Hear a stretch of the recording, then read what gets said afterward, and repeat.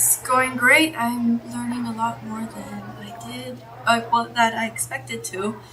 I am in a class with a lot of below target children, a lot of ELLs, English language learners. I have a boy on the autism spectrum. I'm doing gym for all the grades. I really get to be well known throughout the school. I'd be in front of the class and I'm talking, and I don't feel like I'm getting it across, and then I don't feel like I planned appropriately or something like it just doesn't feel like right. But it's funny because those are the days where I feel like where stuff has gone really well. And I found one of the most challenging things right now is classroom management. It looks kind of easy when someone else is doing it, but once you get your foot in and you're trying, you find a lot of the time is spent on telling kids, I think in general, to stop talking and listen rather than actually teach.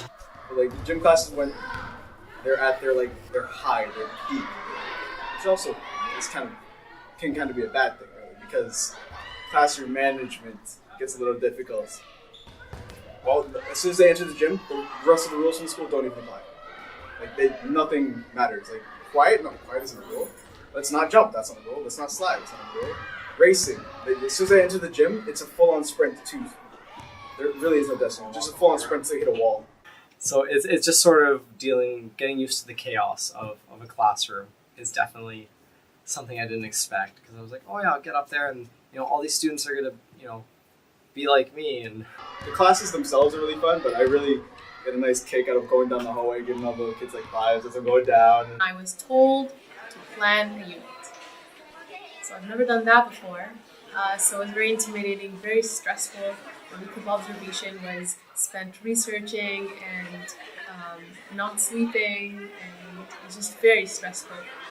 I was already up around helping students, having little group sessions with students that didn't really understand different aspects of the coursework. I'm always doing something which is good. The subject I'm teaching, I'm not comfortable with at all, so in some ways I'm kind of happy that she gave it to me, so it forced me to just take it all in and just become comfortable and force myself to become comfortable. The kids, they're wonderful and very, very energetic.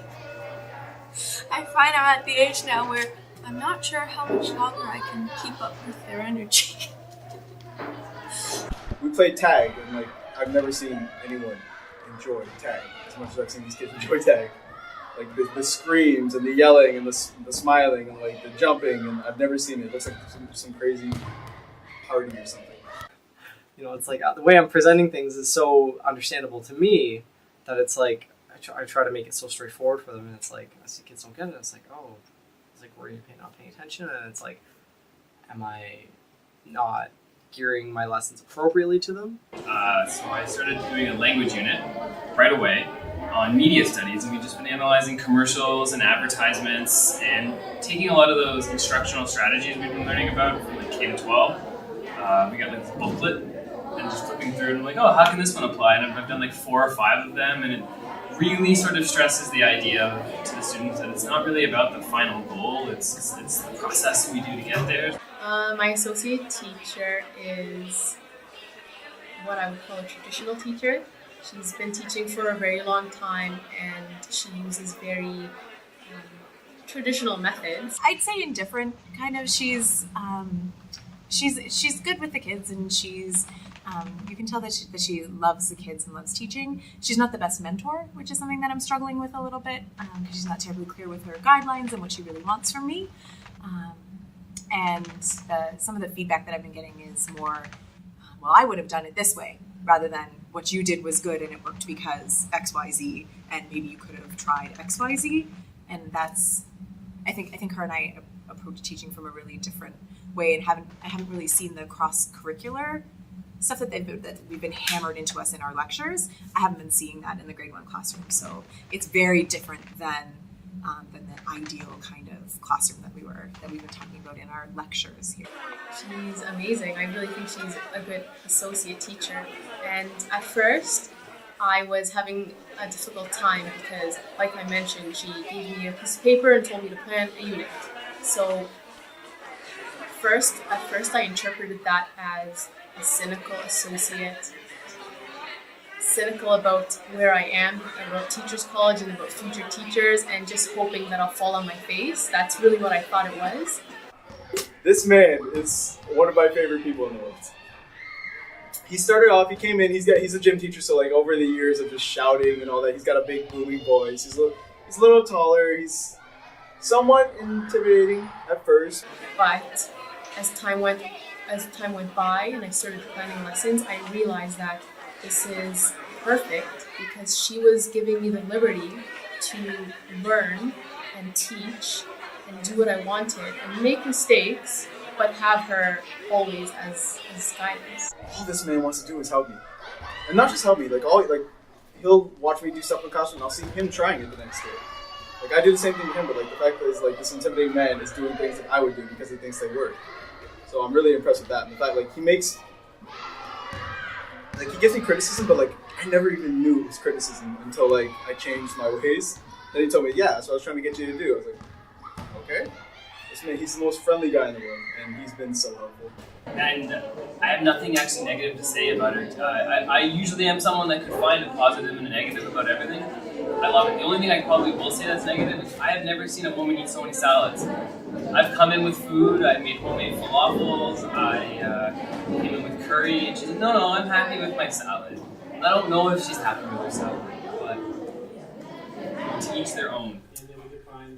Yeah, he has a very different approach when he teaches 9, 10s, and 11, 12s. 9, 10s is kind of more of a babysitting, as he describes it, and 11, 12s is more focused on the content, and I'm going to teach you stuff, rather than I'm going to babysit you for an hour and 15 minutes.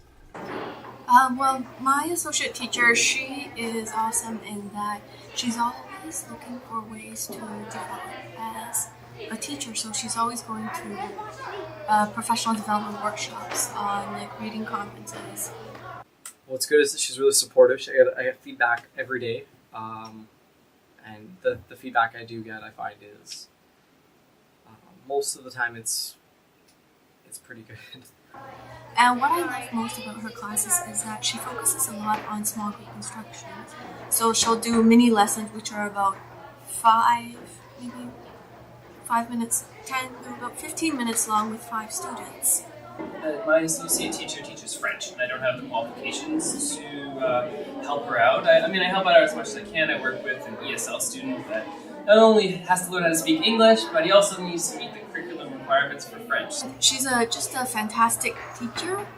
I think the only thing is sometimes I want to learn a lot from her, but there seems to be other teachers that are always coming in when she's in the middle of giving me feedback or when she's trying to explain things to me, so it kind of, I guess, interrupts our time. It helps me prepare better. But at the start it was a lot of, oh yeah, that went well, and then when I didn't feel it went well, and so it's opening up that dialogue. I had to take the initiative more to probe a little deeper for my own learning rather than having someone mentor me. So I feel like I'm not getting mentored as much as I thought I would, but the onus is on me to really push to get that extra help. All right, so I'm hearing my peers being very cynical about their experiences or the education system. But I honestly believe that now that I'm here, now that I'm thrust into the education system, it's not my role to complain. It's my role to be critical and to support and improve an education system for the sake of students, for the sake of my community. Differentiated instruction for IEPs, that's perfectly legitimate. If someone is deaf in one ear, you pretty much have to compensate and accommodate for that. That I'm not going to doubt. Differentiated instruction for different learning styles, that's just a big fraud. Because in my first week of legitimately teaching, I tried a game, I'm doing math. The games, different ways to teach math. First couple of days, I almost got booed out of my classroom.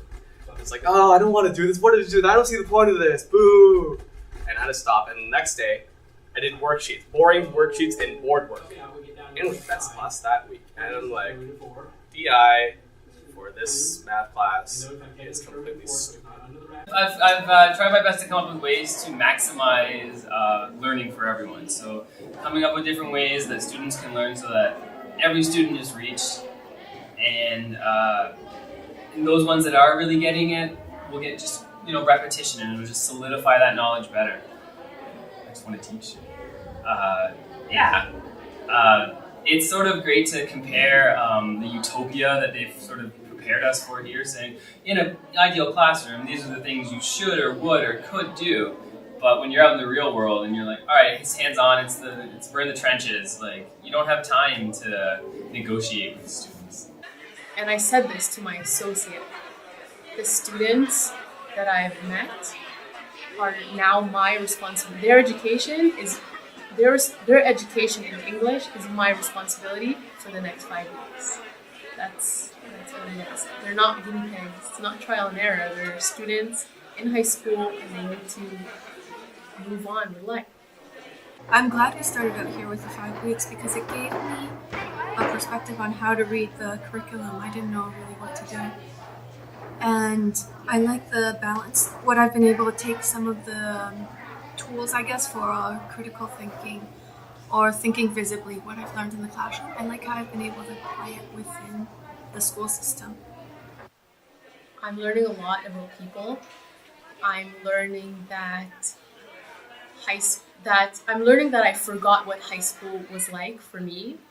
And I'm also learning that the way I learned and my high school experience is completely different from what some of the students that I met are going through. So school becomes not only a place to learn English or a place to learn math, but a place of support. And I haven't learned yet, but I'm slowly learning to support students. I have to say I don't know that I'm as comfortable in the classroom as I thought I would be. Like when I'm teaching, I'm still not very comfortable with that. But I still really love going, and I know that I will be, and coming back is going to be really weird. I like being out in the field. It's more hands-on, and I see the result of my hard work. I don't really want to be writing essays and appeasing professors. No offense, professors. I don't really want to appease you. I don't want to come back. I'm looking forward to meeting up or converging with my peers and with amazing professors. But again, it's just going to be busy work. It's going to be another time wasted, time I could be in classrooms, time I could be with students, with teachers, going to PD meetings, just doing stuff.